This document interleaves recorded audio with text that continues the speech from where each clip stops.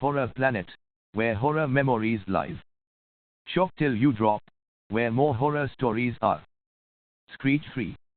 The abandoned hospital stood on the outskirts of town, a dark and foreboding presence that sent shivers down the spines of all who passed by. The building had been closed for years, but rumors persisted of strange experiments and unspeakable horrors that had taken place within its walls. A group of urban explorers decided to investigate the hospital one night, armed with flashlights and nerves of steel. They made their way through the deserted halls, their footsteps echoing off the cold, hard floors. As they approached the basement, they heard a screeching sound that chilled them to the bone. The screech grew louder and more intense as they descended the stairs, their flashlights barely illuminating the way. In the basement, they found a laboratory, its walls covered in strange symbols and diagrams. In the center of the room was a large, metal tank, filled with a bubbling, green liquid. As they approached the tank, they saw movement inside.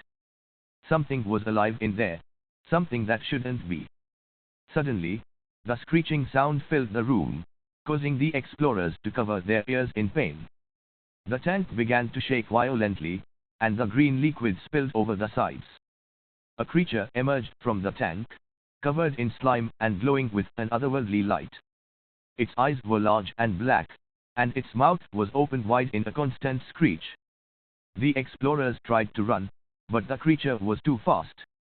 It chased them through the hospital, its screeching echoing off the walls and driving them to the brink of insanity. It seemed to be everywhere at once, its presence felt even when it wasn't seen. In the end, only one of the explorers made it out alive. He stumbled out of the hospital, covered in slime and blood, and collapsed onto the pavement. The screeching continued to echo in his ears long after the creature had disappeared back into the darkness.